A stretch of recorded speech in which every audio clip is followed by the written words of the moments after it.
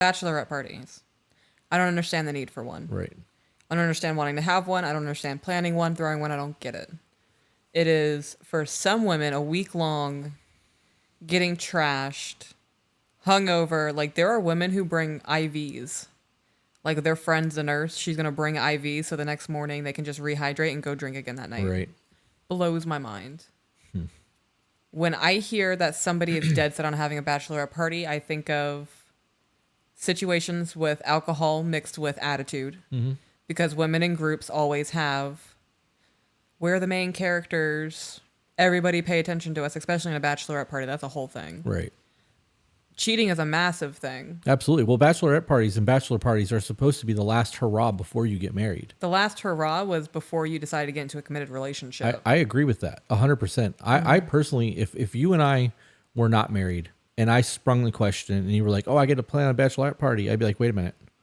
I'm not doing a bachelor party. Mm-hmm. And if you feel you need that last hurrah before you marry me, then we need to discuss our relationship further because I'm no longer ready for that commitment. Yeah. And at that point, I got to be honest, if you were dead set on a bachelorette party, I would tell you to keep the ring and we would just move on with our lives. Yeah. Because I don't want to start my marriage off with you spending even a night getting completely shit-faced with your friends and strippers and dudes or women or whatever, you know what I mean, that entails in that because we're already living in a committed relationship. You don't get to do that. Right. I do believe that it's a form of cheating. I agree. And I believe it's a socially acceptable form of cheating. Only for women, though. Men do it too. Men do it, but they get shit on hard. Yeah, bachelor parties for men are strippers and alcohol. Right. I'm good on that. Like I don't need that. Why am I going to have one of my male friends pay a woman to come and dance in my lap when I can go home and have that for free? With the woman that I love, that I'm going to marry because I'm in love. I don't need a woman shaking her ass in my face. Yeah. I have that at home. And I get to touch that and play with that, and it's not inappropriate, and nobody's paying for it but me. Mm-hmm. Like, because you always pay for it. Yeah, no matter the circumstances. Yep. Yeah, I don't understand the appeal. You know, there are a couple of TikToks that I came across. A dude asked, what happens at the bachelorette party? And a woman goes cheating. Yeah.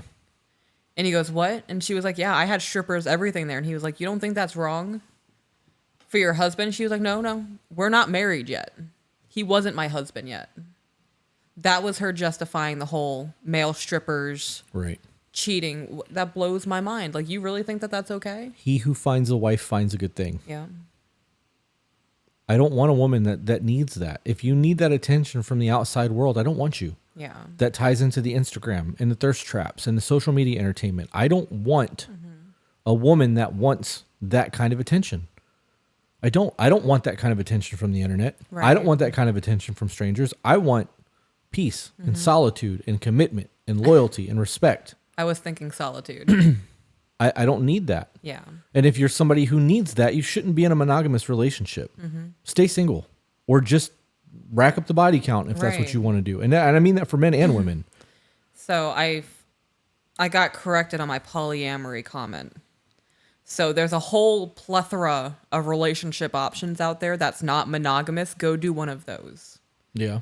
If you don't want to be in a monogamous relationship where you are with one person, go do anything else, because now there's a plethora of them. I got corrected hard, and I apologize for my misuse or the definition of polyamory. That is the only one that I am aware of where you can have multiple partners and everything is cool.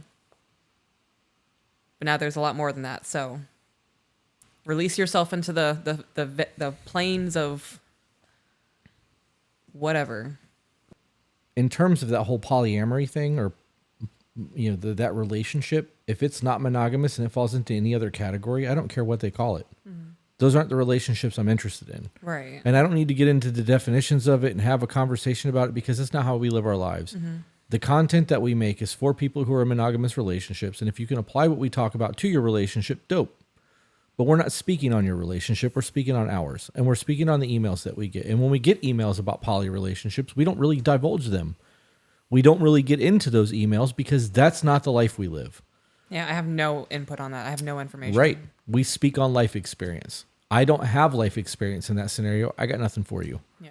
So I won't even get in. We are getting to the point where we're not going to read the comments anymore. Mm-hmm. I will read the long video comments on YouTube, the episodes and like the 2-hour episode things. But like the shorts and the clips and like the shitty comments on TikTok, I just don't care. Yeah. I don't care that people get offended. I don't care that people have a different opinion. I don't even care that people don't agree with me all the time, because we get that constantly in the emails. I don't agree with everything you say. I don't give a shit. It's expected. You're not Right, shattering my world. Like, right. oh my God, you don't agree. We expect you to not agree with everything we say. Yeah, you're a human being. You should have your own opinion. Yeah. I don't need yes men. Do you think that there is a scenario in your mind where a bachelorette or a bachelor party is acceptable? And how does that look? So, a bachelorette party where they go out of state for a week and hit multiple bars, are just constantly getting trashed, and they're staying out until 2 or 3 o'clock wearing super revealing outfits, is different than women who are planning to do like a movie night. Right. You know, they go above and beyond with the snacks. Everybody's in fuzzy pajamas, slippers, like the whole thing. That is more acceptable to me, because that's more of a, we're celebrating you, this new chapter of your life. Right. That's the point of that. Yeah. That, you know what I mean? Like that's, I hate to say wholesome. That's what I was thinking. I was going to say wholesome, but I was like, I don't think that's the correct term. But it fits. Like Yeah. your friends are coming over to celebrate this giant change that's about to happen in your life. Yeah. Not the ceremony, because that's the two people. You're supposed to celebrate both when you're having your wedding. Right. But it should be about you and this giant step that you're about to take and committing yourself to your forever person and what's about to change. Your life should be changing. Obviously, people are already living together and doing that. They get married. The only thing that changes is the last name and tax status. Right. Insurance breaks. But for a lot of people, like me, having your last name was a big deal. It's a big deal to me too. Yeah. Like that was a big step. That's something that I want to celebrate for me.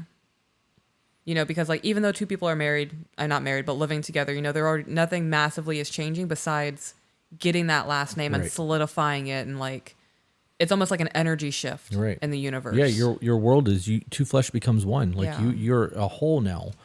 And in that scenario, I would agree with that. Or like a book club, or like we plan a night tea, like a late tea party or something. I would do a tea party. Would you? I would. I couldn't picture you doing a tea party. I just, in my head, you'd all be wearing princess dresses and tiaras with little plastic cups. No, it would be everybody dressed the way they want to be dressed. That's but- fun. That was a fun thought. Yeah. Yeah, that was good. It's like a bunch of 30-year-old women dressed up like 5-year-old kids with their tea party. That was pretty good for me. I bet I can only get one person on board with that idea out of every female I know. Oh, I don't know. One. I bet it'd be one person. Yeah? Yeah. Maybe. I don't know. They all wear ugly Christmas sweaters. Right. A lot of them dress up for Halloween. I don't know. You Yeah. might be able to get a couple of them. That's crazy. In terms of a male having a bachelor party, I don't know how that would look, because I don't have a lot of guy friends. I would like to just go to dinner.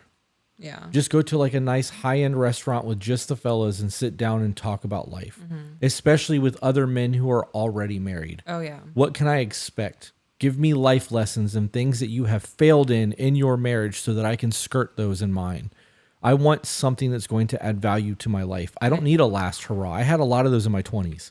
Could you imagine if we viewed bachelor and bachelorette parties as like a traditional thing to do, where you guys get together and you can pass on knowledge and celebrate like your old life ending, your new life beginning with the person you want to spend the rest of your life with, versus It would be a rite of passage. That would be Right. fucking gangster. wouldn't that be insane? Instead of it just being, I'm going to go get trashed in Texas for the next week. Hopefully I don't cheat on you. Yeah.